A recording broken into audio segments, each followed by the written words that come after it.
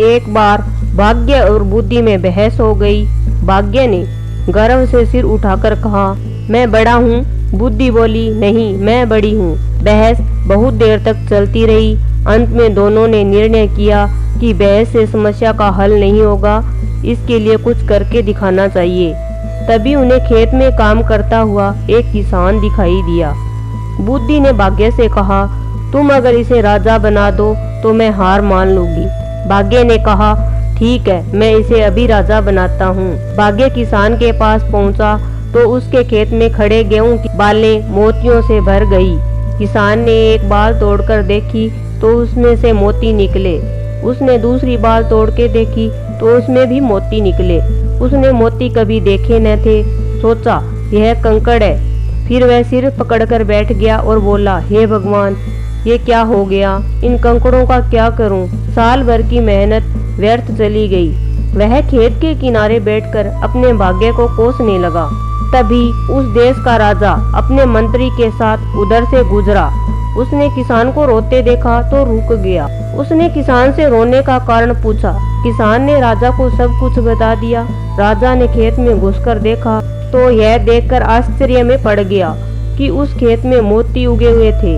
राजा ने मंत्री को एक ओर बुलाकर कहा, क्यों ना हम अपनी राजकुमारी का विवाह इस किसान से कर दें, वह हमारी इकलौती संतान है। इस भाग्यशाली आदमी के साथ हमारी बेटी सुखी रहेगी।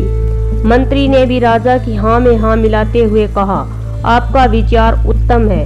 अब राजा किसान से बोला, सुनो, तुम यह सारी फसल काटकर राजमहल पहुंचा दो। इसके बदले में हम तुम्हारा विवाह अपनी पुत्री से कर देंगे और बहुत सा धन भी देंगे। किसान तुरंत तैयार हो गया।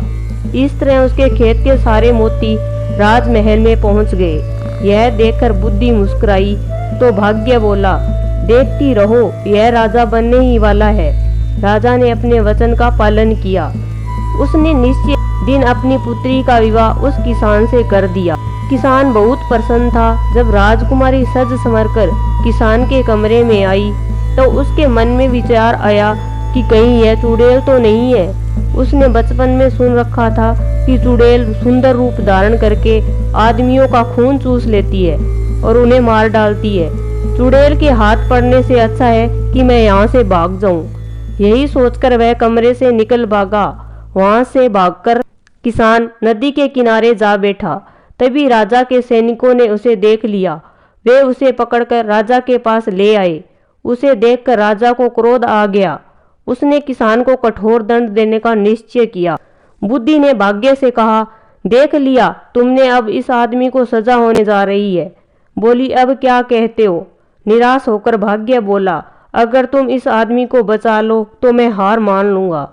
बुद्धि ने हंसकर कहा, तो ठीक है, अब मेरा कमाल देखो। मैं चली उसके पास। जैसे ही बुद्धि किसान के पास आई, वह बोला, राजन, आप मेरे ससुर हैं, क्या मैं पूछ सकता हूँ कि मुझे दंड क्यों दिया जा रहा है?